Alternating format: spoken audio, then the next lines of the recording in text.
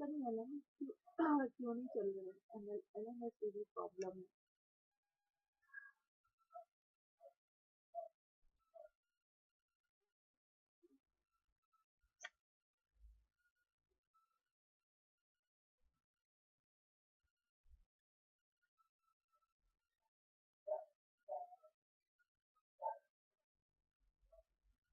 Shit, shit, shit, shit.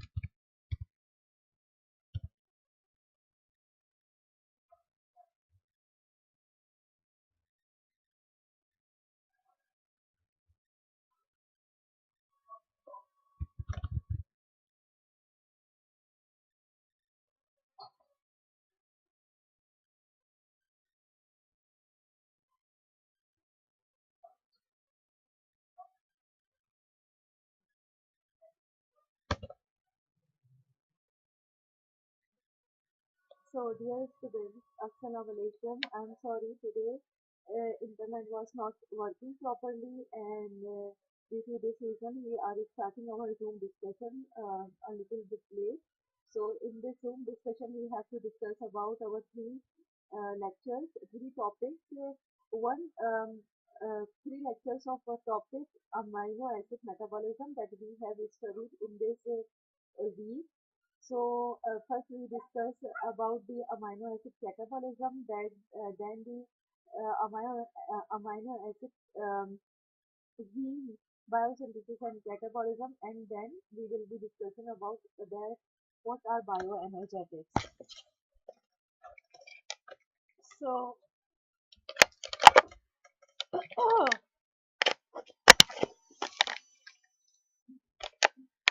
hello. So our first topic of discussion is amino acid catabolism, that is the urea cycle. तो हमने ये पढ़ लिया था urea cycle, और इसमें हम इम्पोर्टेंट बातें से डिस्कस कर लेंगे. आई एम सॉरी, आज बहुत प्रॉब्लम है. तो मैं कोशिश करती हूँ आप लोगों को. तो जो कोई भी मैंने आप लोगों को लिंक सेंड कर दिया है, लेकिन ईमेल पे, लेकिन I my WhatsApp is not working today, so I am sorry for the problem. तो जिसको भी लिंक मिल जाए वो लिंक से या तो फिर कनेक्ट हो सकते हैं, या मैं गूगल क्लासरूम पे भी आप लोगों को लिंक सेंड कर रही हूँ. तो हमारा फर्स्ट टॉपिक में हमें जो करना है वो है यूरिया साइकिल.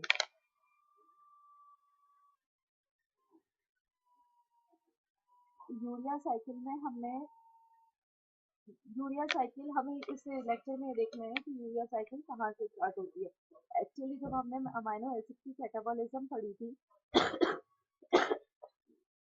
अमाइनो एसिड की जो हमने कैटाबॉलिज्म पढ़ी थी, उसमें हमने ये पढ़ा था कि amino acid when it reaches in the hepatocyte cell, तो क्या होता है, ये इसकी ऑक्सीडेटिव डीअमाइनेशन होती है या ऑक्सीडेटिव ट्रांसअमाइनेशन होती है. ठीक है, अगर ऑक्सीडेटिव डीअमाइनेशन होती है तो अमाइनो ग्रुप कंप्लीटली रिमूव हो जाता है. तो अमाइनो ग्रुप कंप्लीटली रिमूव कैसे होता है ऑक्सीडेटिव डीअमाइनेशन में? इस तरह रिमूव होता है कि जो अमाइन ग्रुप जो होता है अमाइनो एसिड का, वो क्या होता है, वो ट्रांसफर होता है अल्फा कीटो एसिड पे, and then this alpha keto acid, और वो अल्फा कीटो एसिड कौन सा होता है, वो alpha keto acid then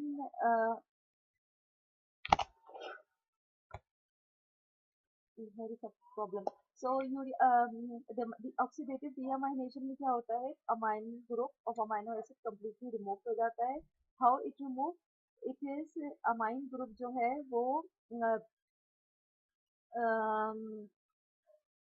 remove होता है अमाइनो एसिड से, and then it is combined via the oxidative deamination. It transfer on the alpha keto acid, and then it enter in the urea cycle, and it is completely means you can say catabolize or convert into urea. So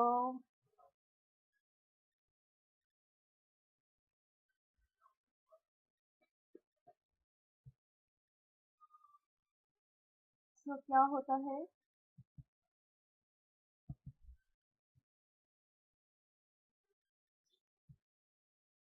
हाँ, हमने यहाँ पर ये देखना है कि किस तरह ये होता है कि जो अमाइन ग्रुप कंप्लीटली लॉस्ट हो जाता है. अमाइन ग्रुप ऑक्सीडेटिव डीअमाइनेशन में कंप्लीटली लॉस्ट होता है after entering in urea cycle.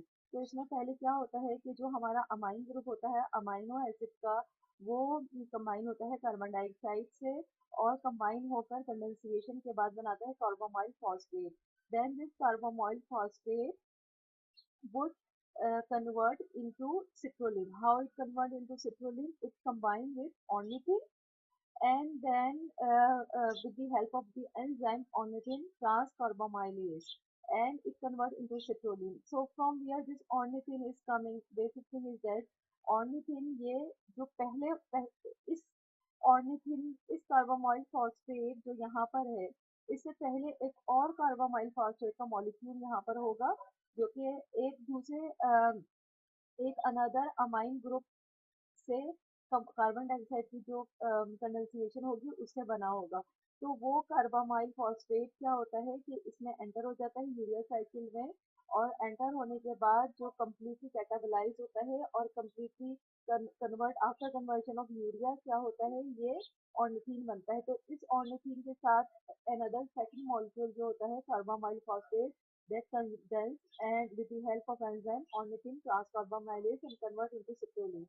Then citrulline again क्या होता है, इस साइकिल में एंटर होता है और कन्वर्ट होता है अर्जिनोसक्सिनेट में, देन आर्जिनिन में, and then this arginine is break down into two molecules with the help of enzyme arginase. One molecule is urea and other molecule of ornithine. So that is how by the help of urea cycle whole molecule of amino acid catabolized in our body from amino acid to and convert into into urea from the amino acid. So this was the whole cycle of amino acid catabolism, and जो कि हमने lecture number अपने lecture number 13 में पढ़ी थी। और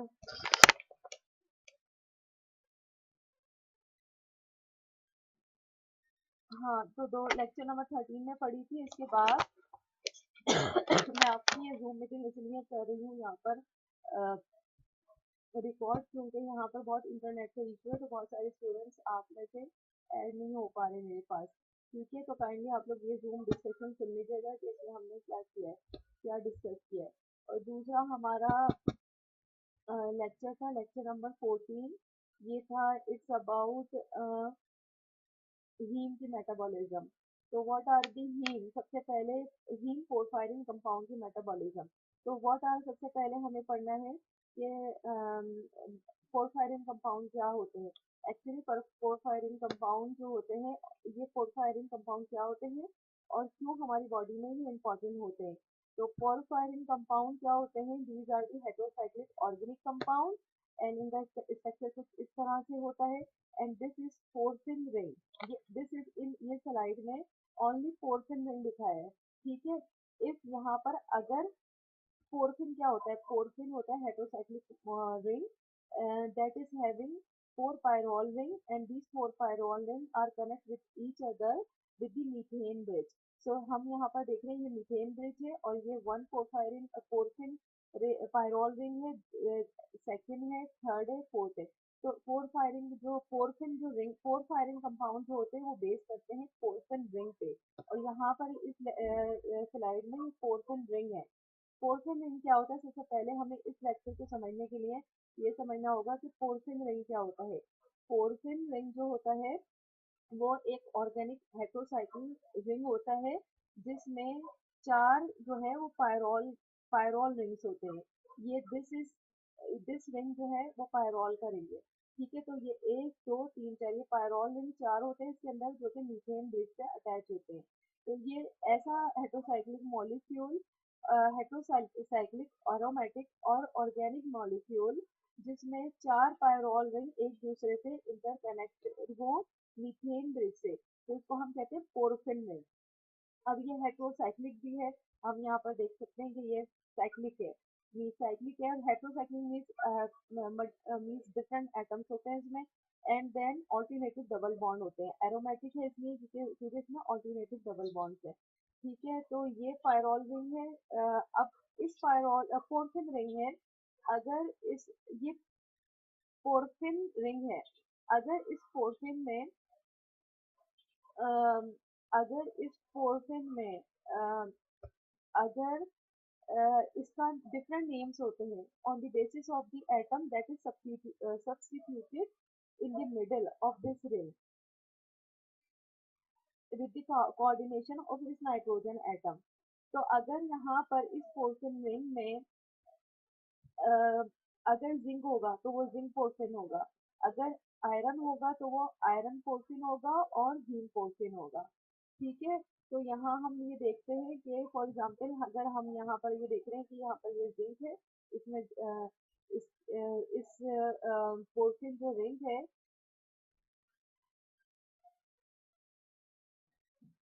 इसमें zinc है, तो ये जिंक पोरफायरिन है। और अगर यहाँ पर इसमें आयरन एटम है, ये इस स्लाइड में हम देख रहे हैं ये आयरन एटम है, तो ये है आयरन एटम या आयरन, जिस पोर्फिन रिंग में आयरन एटम होता है उसको हम कहते हैं haem porphyrin. Haem porphyrin, haem porphyrin और हीम पोर्फिरिन। ये इम्पोर्टेंट क्यों है ह्यूमन की फिजियोलॉजी में? क्योंकि ये जो पोर्फिन रिंग है ये एक्ट करता है एज अ कोफैक्टर। कोफैक्टर क्या होता है? हमें पता है कि हमारी बॉडी में एंजाइम्स होते हैं और enzyme can not work without the help of a cofactor. Different enzyme को वर्क करने के लिए और एक्टिवेट होने के लिए डिफरेंट कोफैक्टर चाहिए होते हैं। तो ये जो पोर्फिन हीम पोर्फिन रिंग है एक्चुअली ये एक्ट करता है as a cofactor of a protein. Different protein और डिफरेंट एंजाइम को वर्क करने के लिए डिफरेंट कोफैक्टर चाहिए होते हैं। तो ये हीम पोर्फिरिन जो है वो एक्ट करता है as a cofactor for the protein haemoglobin और मायोग्लोबिन। और ये हीमोग्लोबिन और मायोग्लोबिन क्या करती हैं? ये बॉडी में ट्रांसपोर्ट करती हैं ऑक्सीजन को, ठीक है, और स्टोर करती हैं ऑक्सीजन को। अगर अगर हम बात करते हैं हीमोग्लोबिन की, तो ये हीम पोर्फिरिन हीमोग्लोबिन का कोफैक्टर है, ठीक है। इसको हेल्प करता है इस हीमोग्लोबिन प्रोटीन को टू ट्रांसपोर्ट ऑक्सीजन। एंड ये haem porphyrin also a cofactor of myoglobin, ठीक है, जो कि स्टोर करती है ऑक्सीजन को इन दी मसल्स। सो इसके अलावा ये पोर्फिन हीम पोर्फिन रिंग जो होता है वो इलेक्ट्रॉन ट्रांसपोर्ट के डिफरेंट एंजाइम और प्रोटीन है उनमें होता है, उनको असिस्ट करता है to carry out the catalysis. और इसके अलावा ये डिफरेंट एंजाइम में होता है, फॉर एग्जांपल कैटालेज, पेरोक्सीडेज, और ये साइटोक्रोम P450 जो एक ड्रग मेटाबोलाइजिंग एंजाइम है जो हमारे लीवर में होता है, ये उसका भी कोफैक्टर है। सो दिस इज बिकॉज ये जो हीम पोर्फायरिन है ये एक्ट करता है as a co-factor of multiple protein that performing multiple tasks in our body। तो और वो सारी प्रोटीन हमारी बॉडी के डिफरेंट इम्पोर्टेंट फिजियोलॉजिकल फंक्शन के लिए इम्पोर्टेंट है। तो इस वजह से जो है ये हीम पोर्फायरिन की जो है वो इम्पोर्टेंस है हमारी बॉडी में। तो अब हम यहाँ पर ये देखते हैं कि ये एक्चुअली बायोसिंथेसाइज किस तरह होता है हमारी बॉडी में। तो हीम पोर्फायरिन जो सिंथेसाइज होता है, it is synthesizing from another amino acid that is glycine। जब ग्लाइसिन सक्रिनाइल को ऐसे कंडेंस होता है तो ये हमारे पास मिलता है एला डिहाइड्रेटेज, ठीक है। तो I will not miss again conclude all this cycle because you can have the explanation of this cycle from my YouTube lecture that I have already been uploaded on YouTube। but यहाँ पर हम different एक short summary पढ़ेंगे कि किस तरह ये haem पोर्फायरिन synthesise होता है हमारी बॉडी में और किस तरह कैटाबलाइज होता है।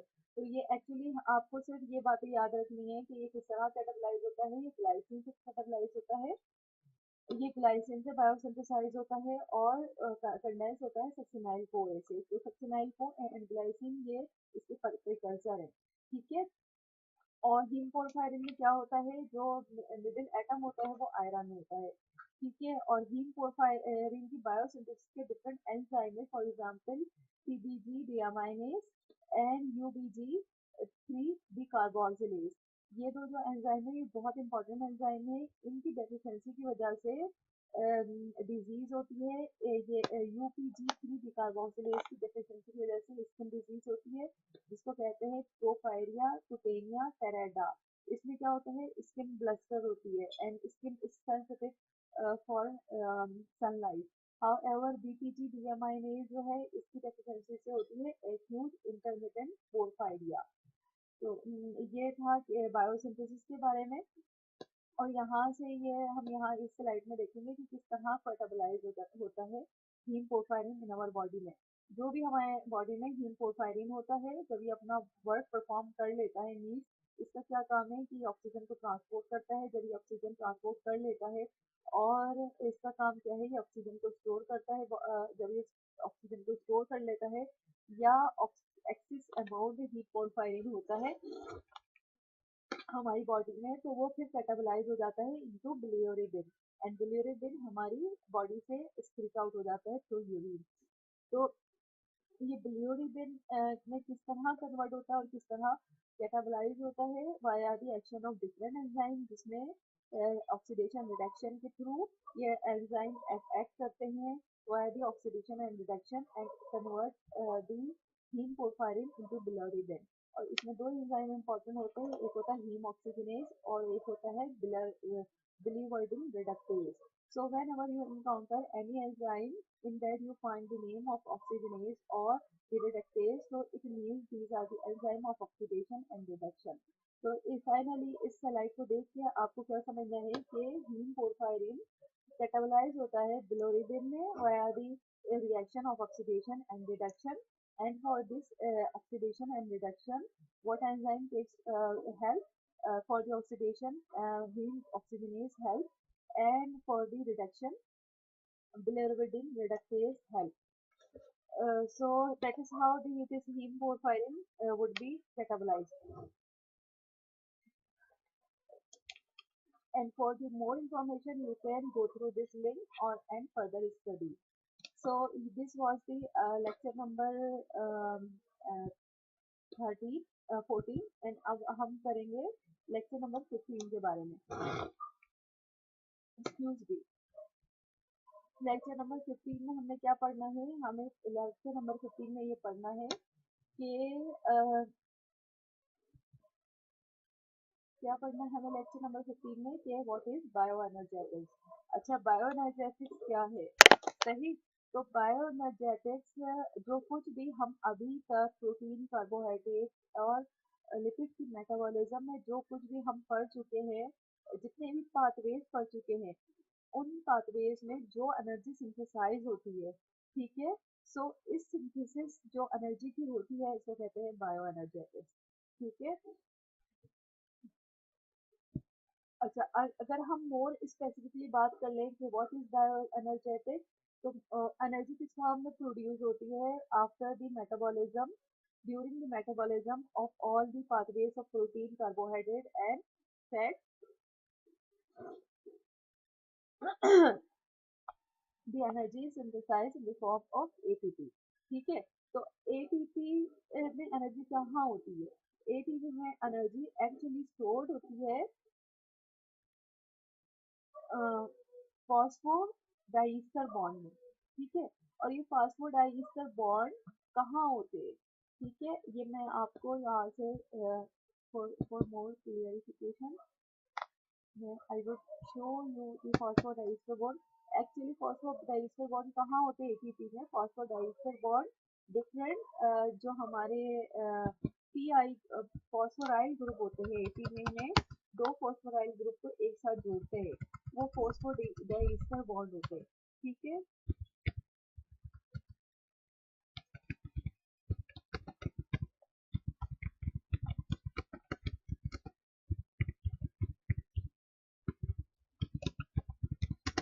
हम अभी मैं आपको यहाँ पर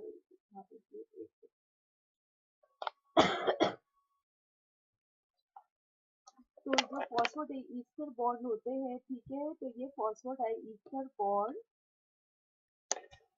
जब टूटते हैं तो एनर्जी प्रोड्यूस होती है। ठीक है।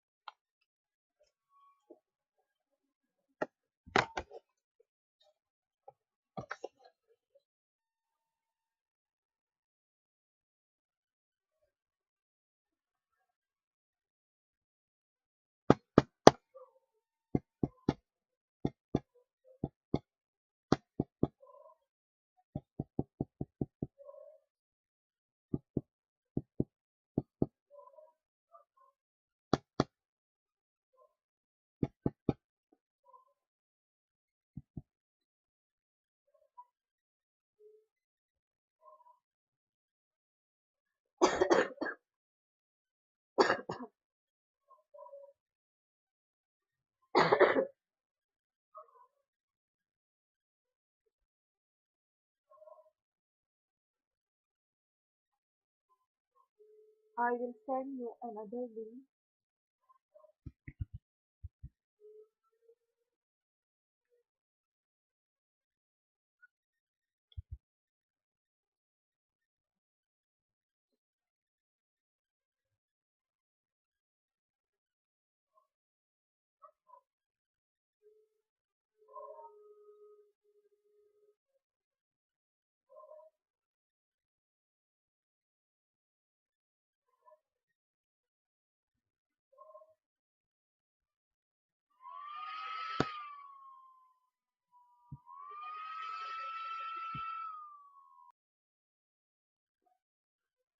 तो जी हम लोग ये देख रहे थे फॉस्फोडाइईस्टर बॉन्ड के बारे में हम पढ़ रहे थे।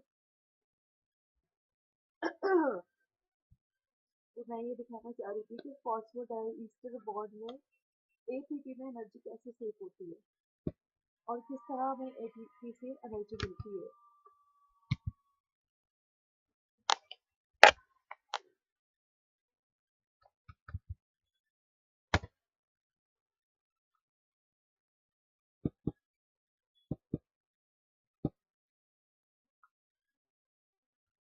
हम यहाँ एटीपी का देखते हैं।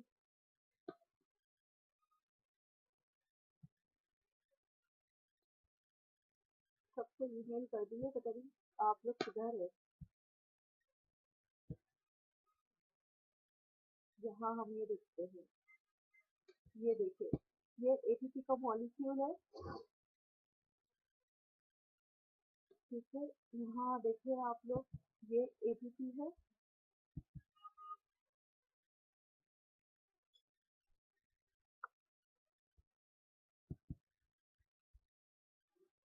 ये देखिए। ये जो बॉन्ड होता है, जो दो एटीपी को, मैं एक और दिखाऊं जिसमें 3 पी आए हैं, phospho anhydride bond. Phospho anhydride hydride bond होता है,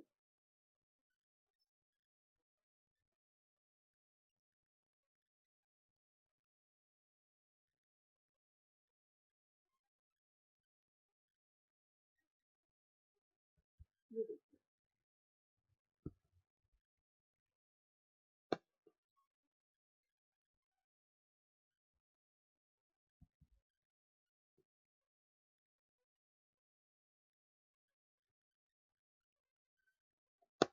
तो ये देखिए, ये है phospho ester bond and phospho anhydride bond.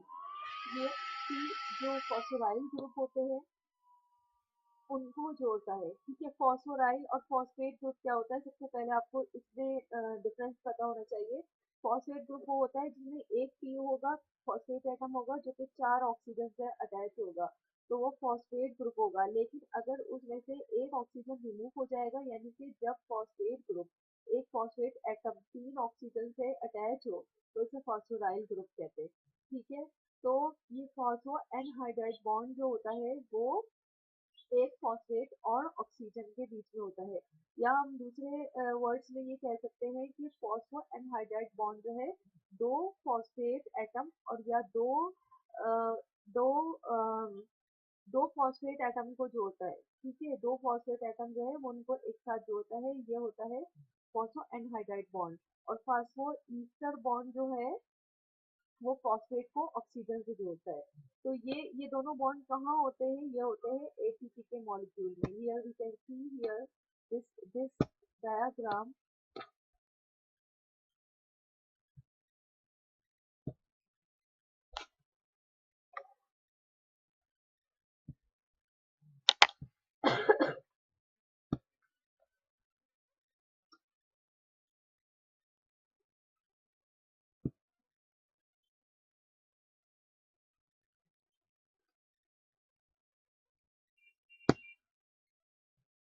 So we can see here, hello, hello, hello, hello, hello, अस्सलाम वालेकुम, hello, hello. Hello, yes ma'am. हाँ, अस्सलाम वालेकुम। आज प्रॉब्लम हो गया एक बहुत बड़ा कि अचानक मेरा व्हाट्सएप में मीन्स वो काम करना उसने छोड़ दिया, मतलब व्हाट्सएप काम नहीं कर रहा मेरा। तो आप लोगों को मैं व्हाट्सएप से नहीं लिंक शेयर कर सकी, तो अभी मैंने आप लोगों को ईमेल किए, बड़ी मुश्किल से कांटेक्ट हुआ है आप लोगों से। तो आप लोग ऐसा करें, मॉर्निंग वालों को भी और अपने आप को, इवनिंग वालों दोनों को ये वाला जो लिंक है वो काइंडली जल्दी से शेयर करें और सबको बुला लें। मैं व्हाट्सएप पे लिंक शेयर नहीं करूंगी क्योंकि मैम मेरा मैं मॉर्निंग की हूँ और मेरे ख्याल में ईमेल सिर्फ मैंने देखी और किसी ने देखी ही नहीं क्योंकि कोई है ही नहीं। हाँ, तो इसलिए ना, क्योंकि मैंने व्हाट्सएप से नहीं शेयर किया, मेरा व्हाट्सएप खराब हो गया है। आप ऐसा करें, जल्दी से व्हाट्सएप पे लिंक शेयर कर दें ये वाला सबको। Hello hello. जी मैम, मैं ट्राई करती हूँ भेजने की, ठीक हाँ, है। सबको मॉर्निंग को भी कर दें, इवनिंग को भी, और मॉर्निंग को भी जी जी। कह दें कि अभी हमारे साथ, इवनिंग को भी कह दें कि अभी ज्वाइन हो जाएं, अगर उनके पास टाइम है और वो कोई क्लास नहीं ले रहे तो अभी आ जाएं, क्योंकि वो मेरा व्हाट्सएप नहीं काम कर रहा था, तो इस वजह से मॉर्निंग को भी शेयर लिंक नहीं हो सका। मैंने ईमेल पे भेजी तो किसी ने रिस्पॉन्ड नहीं किया। ठीक है। ठीक है मैम, मैं कोशिश करती हूँ ग्रुप में लिंक भेजने की, अगर चला जाता है तो ठीक है, नहीं तो मैं मैसेज कर देती हूँ, सब हाँ अपने हाँ ईमेल्स हाँ देख लेंगे। हाँ हाँ, जल्दी से कर दे, जल्दी से। Okay okay.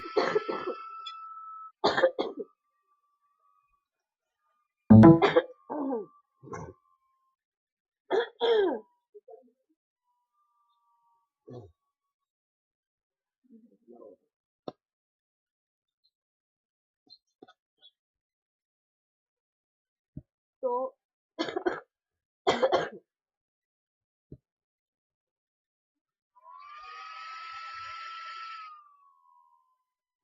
तो हम लोग ये देख रहे थे।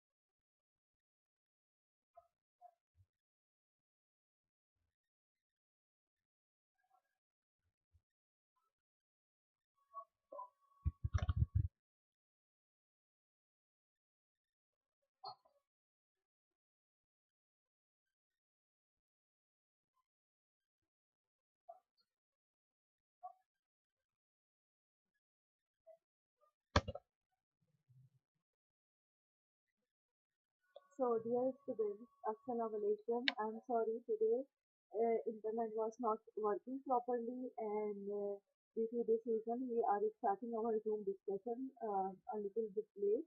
So in this Zoom discussion we have to discuss about our lectures, three topics. Three lectures of a topic, amino acid metabolism, that we have studied in this week. So first we discuss about the amino acid catabolism, then the amino acid gene biosynthesis and catabolism, and then we will be discussing about that what are bioenergetics. So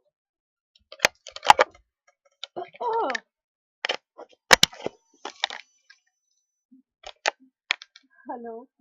So our first topic of discussion is amino acid catabolism, that is the urea cycle. तो हमने ये पढ़ लिया था urea cycle, और इसमें हम important बातें से डिस्कस कर लेंगे। आई एम सॉरी, आज बहुत प्रॉब्लम है। तो मैं कोशिश करती हूँ आप लोगों को। तो जो कोई भी मैंने आप लोगों को लिंक सेंड कर दिया है, लेकिन ईमेल पे, लेकिन I my WhatsApp is not working today, so I am sorry for the problem. तो जिसको भी लिंक मिल जाए वो लिंक से या तो फिर कनेक्ट हो सकते हैं, या मैं गूगल क्लासरूम पे भी आप लोगों को लिंक सेंड कर रही हूँ। तो हमारा फर्स्ट टॉपिक में हमें जो पढ़ना है वो है urea cycle.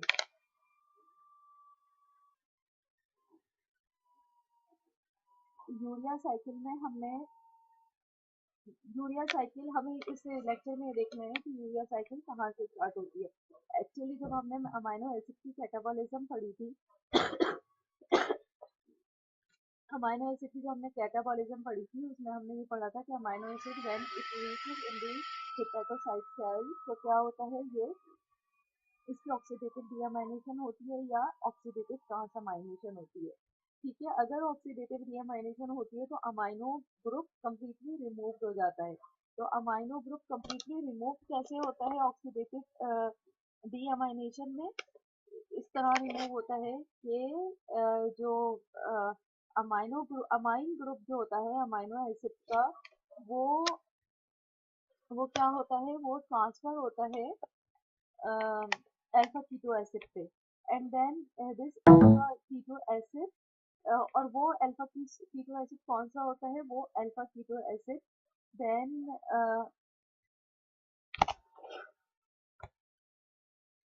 very tough problem. So the oxidative deamination में क्या होता है, amine group of amino acid completely remove हो जाता है। How it remove? It is amine group जो है वो रिमूव होता है अमाइनो एसिड से, and then it is combined via the oxidative डीअमाइनेशन.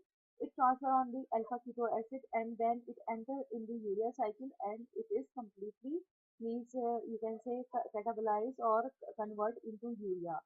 So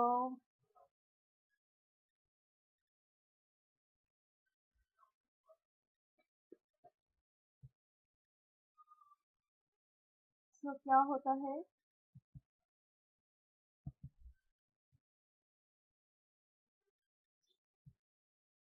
तो हमने यहाँ पर ये देखना है कि किस तरह ये होता है कि जो अमाइन ग्रुप कंप्लीटली लॉस्ट हो जाता है। अमाइन ग्रुप ऑक्सीडेटिव डीअमाइनेशन में कंप्लीटली लॉस्ट होता है after entering in urea cycle.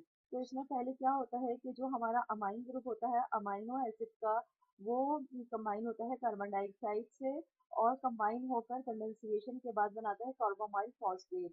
Then this carbamoyl phosphate would convert into citrulline. How it convert into citrulline? It combined with ornithine and then with the help of the enzyme ornithine transcarbamylase, and it convert into citrulline. So from where this ornithine is coming, basic thing is that ornithine ये जो इस ornithine इस कार्बामाइल phosphate जो यहाँ पर है, इससे पहले एक और कार्बामाइल फॉस्फेट का मॉलिक्यूल यहाँ पर होगा जो कि एक दूसरे एक अनदर अमाइन ग्रुप से कार्बन डाइऑक्साइड की जो कंडेंसेशन होगी उससे बना होगा।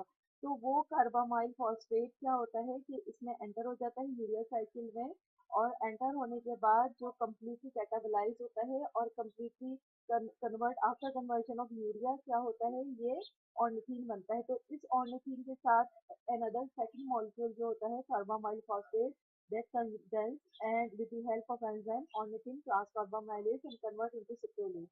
देन सिट्रोलिन अगेन क्या होता है, इस साइकिल में एंटर होता है और कन्वर्ट होता है अर्जिनोसक्सिनेट में, देन आर्जिनिन में, and then this arginine is break down into two molecule with the help of enzyme arginase. One molecule is urea and other molecule of ornithine.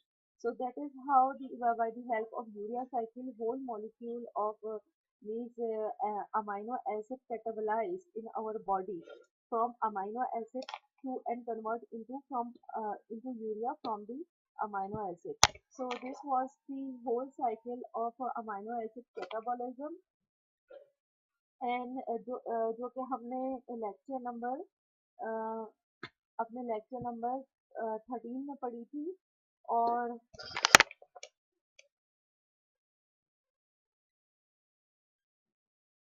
हाँ, तो दो लेक्चर नंबर 13 में पढ़ी थी। इसके बाद मैं आपकी ये जूम मीटिंग इसलिए कर रही हूँ यहाँ पर रिकॉर्ड, क्योंकि यहाँ पर बहुत इंटरनेट से इशू है, तो बहुत सारे स्टूडेंट्स आप में से ऐड नहीं हो पा रहे मेरे पास। ठीक है, तो काइंडली आप लोग ये जूम डिस्कशन सुन लीजिएगा कि इसमें हमने क्या किया है, क्या डिस्कस किया है। और दूसरा हमारा लेक्चर था लेक्चर नंबर 14, ये था इट्स अबाउट हीम की मेटाबॉलिज्म। तो व्हाट आर दी हीम, सबसे पहले हीम पोरफायरिन कंपाउंड की मेटाबॉलिज्म। तो व्हाट आर सबसे पहले हमें पढ़ना है कि पोरफायरिन कंपाउंड क्या होते हैं। एक्चुअली पोरफायरिन कंपाउंड जो होते हैं, ये पोरफायरिन कंपाउंड क्या होते हैं और क्यों हमारी बॉडी में ये इंपॉर्टेंट होते हैं। तो पोरफायरिन कंपाउंड क्या होते हैं? These are the heterocyclic organic compound and इनका स्ट्रक्चर कुछ इस तरह से होता है and this is porphin ring. This is in ये स्लाइड में ओनली पोरफिन रिंग दिखाया है, ठीक है। इफ यहाँ पर अगर पोरफिन क्या होता है? पोरफिन होता है heterocyclic ring that is having four pyrrole ring and these four pyrrole ring are connect with each other with the methane bridge. So हम यहाँ पर देख रहे हैं ये मीथेन ब्रिज है और ये वन पोरफायरिन पोरफिन पायरोल रिंग है, सेकंड है, थर्ड है, फोर्थ है। तो पोरफिन जो रिंग फोर फायरिंग कंपाउंड जो होते हैं वो बेस करते हैं पोरफिन रिंग पे और यहाँ पर इस स्लाइड में पोरफिन रिंग है। पोरफिन रिंग क्या होता है? सबसे पहले हमें इस लेक्चर को समझने के लिए ये समझना होगा कि पोरफिन रिंग क्या होता है।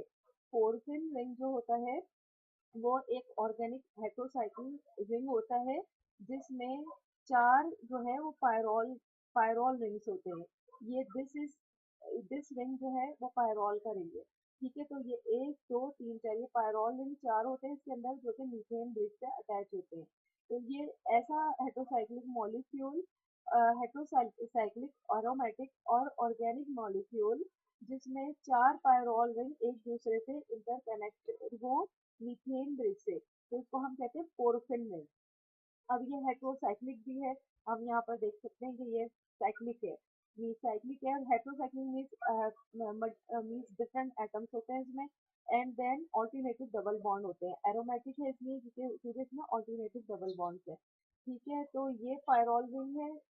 अब इस पोरफिन रिंग है, अगर इस ये पोरफिन रिंग है, अगर इस पोरफिन में अम, अगर इस पोर्शन में अगर इसका डिफरेंट नेम्स होते हैं on the basis of the atom that is substituted in the middle of this ring with the coordination of this nitrogen atom. तो अगर यहाँ पर इस पोर्शन रिंग में अगर जिंक होगा तो वो जिंक पोर्शन होगा, अगर आयरन होगा तो वो आयरन पोर्शन होगा और हीम पोर्शन होगा, ठीक है। तो यहाँ हम ये देखते हैं कि फॉर एग्जांपल अगर हम यहाँ पर ये देख रहे हैं कि यहाँ पर ये जिंक है, इसमें इस पोर्शन जो रिंग है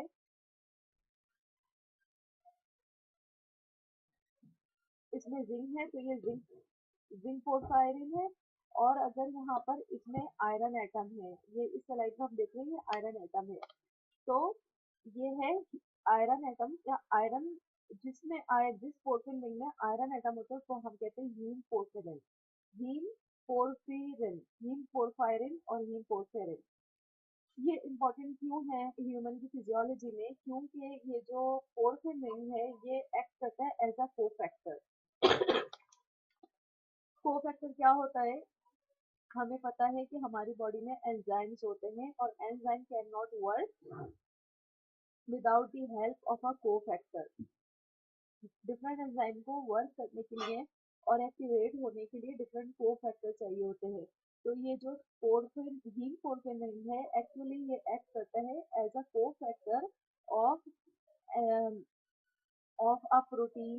डिफरेंट एंजाइम को वर्क करने के लिए डिफरेंट कोफैक्टर चाहिए होते हैं। तो ये हीम पोरफिरिन जो है वो एक्ट करता है as a cofactor for the protein haemoglobin और मायोग्लोबिन। और ये हीमोग्लोबिन और मायोग्लोबिन क्या करती हैं? ये बॉडी में ट्रांसपोर्ट करती हैं ऑक्सीजन को, ठीक है, और स्टोर करती हैं ऑक्सीजन को। अगर अगर हम बात करते हैं हीमोग्लोबिन की तो ये हीम पोरफिरिन हीमोग्लोबिन का कोफैक्टर है, ठीक है। इसको हेल्प करता है इस हीमोग्लोबिन प्रोटीन को टू ट्रांसपोर्ट ऑक्सीजन एंड ये haem porphyrin also a cofactor of myoglobin, ठीक है, जो कि स्टोर करती है ऑक्सीजन को इन दी मसल्स। सो इसके अलावा ये हीम पोर्फिन रिंग जो होता है वो इलेक्ट्रॉन ट्रांसपोर्ट के डिफरेंट एंजाइम और प्रोटीन है उनमें होता है, उनको असिस्ट करता है to carry out the catalysis. और इसके अलावा ये डिफरेंट एंजाइम में होता है, फॉर एग्जांपल कैटालेज, पेरोक्सीडेज और ये साइटोक्रोम P450 जो एक ड्रग मेटाबोलाइजिंग एंजाइम है जो हमारे लीवर में होता है, ये उसका भी कोफैक्टर है। सो दिस इज बिकॉज ये जो हीम पोरफायरिन है ये एक्ट करता है as a cofactor of multiple protein that performing multiple task in our body. तो और वो सारी प्रोटीन हमारी बॉडी के डिफरेंट इम्पोर्टेंट फिजियोलॉजिकल फंक्शन के लिए इम्पोर्टेंट है। तो इस वजह से जो है ये हीम पोरफायरिन की जो है वो इम्पोर्टेंस है हमारी बॉडी में। तो अब हम यहाँ पर ये देखते हैं कि ये एक्चुअली बायोसिंथेसाइज किस तरह होता है हमारी बॉडी में। तो हीम पोरफायरिन जो सिंथेसाइज होता है it is synthesising from an amino another amino acid that is glycine. जब ग्लाइसिन सक्रिनाइल को ऐसे कंडेंस होता है तो ये हमारे पास मिलता है एला डिहाइड्रेटेज।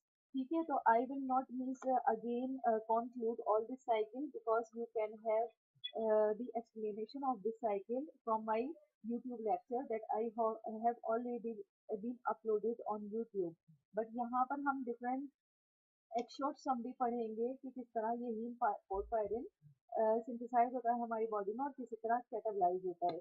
तो ये एक्चुअली आपको सिर्फ ये बातें याद रखनी है कि ये किस तरह कैटाबलाइज होता है। ये ग्लाइसिन से कैटाबलाइज होता है, ये ग्लाइसिन से बायोसिंथेसाइज होता है और कंडेंस होता है सक्सिनाइल कोए से। तो सक्सिनाइल को एंड ग्लाइसिन ये इसके प्रिकर्सर है। ठीक है, और हीम पोरफायरिन में क्या होता है जो मिडिल एटम होता है वो आयरन होता है। ठीक है, और हीम पोरफायरिन की बायोसिंथेसिस के डिफरेंट एंजाइम है, फॉर एग्जांपल पीबीजी डियामाइनेज एंड यूबीजी 3 डिकार्बोक्सिलेज। ये दो जो एंजाइम है ये बहुत इंपॉर्टेंट एंजाइम है। इनकी डेफिशिएंसी की वजह से डिजीज होती है। ये यूपीजी 3 डिकार्बोक्सिलेज की डेफिशिएंसी की वजह से स्किन डिजीज होती है जिसको कहते हैं प्रोफायरिया कुटेनिया टेरेडा। इसमें क्या होता है स्किन ब्लस्टर होती है and skin is sensitive for sunlight. However BPG deaminase जो है इसकी डेफिशिएंसी से होती है एक्यूट इंटरमिटेंट पोरफायरिया। तो ये था बायोसिंथेसिस के बारे में। और यहाँ से ये हम यहाँ इस स्लाइड में देखेंगे कि किस तरह कैटाबलाइज होता है haem porphyrin in our body में। जो भी हमारे बॉडी में हीम पोरफायरिन होता है जब ये अपना वर्क परफॉर्म कर लेता है मीन्स इसका क्या काम है कि ऑक्सीजन को ट्रांसपोर्ट करता है। जब ये ऑक्सीजन ट्रांसपोर्ट कर लेता है और इसका काम क्या है ये ऑक्सीजन को स्टोर करता है। जब ये ऑक्सीजन को स्टोर कर लेता है या एक्सिस अमाउंट हीम पोरफायरिन होता है हमारी बॉडी में तो वो फिर कैटाबलाइज हो जाता है इनटू बिलियरुबिन एंड बिलियरुबिन हमारी बॉडी से स्प्लिट आउट हो जाता है थ्रू यूरिन। तो ये बिलियरुबिन में किस तरह कन्वर्ट होता है और किस तरह कैटाबलाइज होता है via the action of different enzyme जिसमें ऑक्सीडेशन रिडक्शन के थ्रू ये एंजाइम एक्ट करते हैं via the oxidation and reduction and convert the haem porphyrin into bilirubin. और इसमें दो एंजाइम इंपॉर्टेंट होते हैं, एक होता है हीम ऑक्सीजनेज और एक होता है बिलिवर्डिन reductase. So whenever you encounter any enzyme in that you find the name of oxygenase or the reductase, so it means these are the enzyme of oxidation and reduction। तो finally इस slide को देख के आपको क्या समझना है कि हीम पोरफायरिन कैटाबलाइज होता है बिलिरुबिन में via the reaction of oxidation and reduction। And for this oxidation and reduction, what enzyme takes help for the oxidation? Heme oxygenase help, and for the reduction, bilirubin reductase help।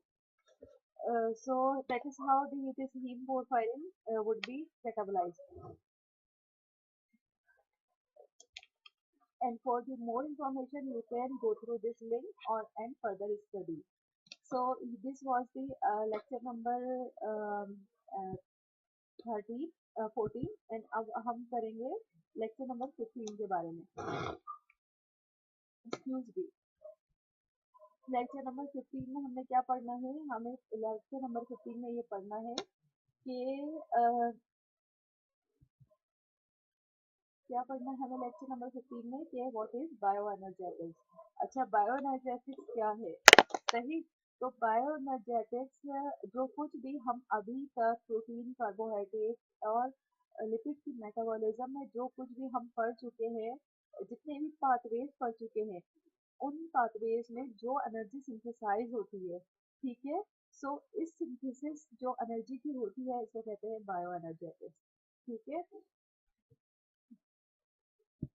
अच्छा, अगर हम more specifically बात कर लें कि what is बायोएनर्जेटिक, तो energy किस form में प्रोड्यूस होती है after the metabolism, during the metabolism of all the pathways of protein, carbohydrate and fat. The energy synthesise in the form of ATP. ठीक है, तो एटीपी में एनर्जी कहाँ होती है? एटीपी में एनर्जी एक्चुअली स्टोर्ड होती है फॉस्फोडाइस्टर बॉन्ड में। ठीक है, और ये फॉस्फोडाइस्टर बॉन्ड कहाँ होते हैं? ठीक है, ये मैं आपको यहाँ से for more clarification I would show you the phosphodiester bond. Actually phosphodiester bond कहाँ होते हैं एटीपी में? phosphodiester bond डिफरेंट जो हमारे पी आई फॉस्फोराइल ग्रुप होते हैं एटीपी में, दो फॉस्फोराइल ग्रुप को एक साथ जोड़ते हैं, वो फॉस्फोडाइस्टर बॉन्ड होते हैं। ठीक है,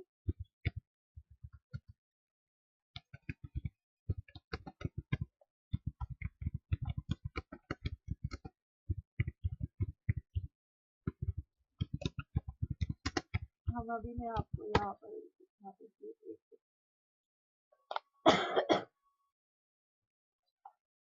तो जो फॉस्फोडाइस्टर बॉन्ड होते हैं, ठीक है, तो ये फॉस्फोडाइस्टर बॉन्ड जब टूटते हैं तो एनर्जी प्रोड्यूस होती है। ठीक है,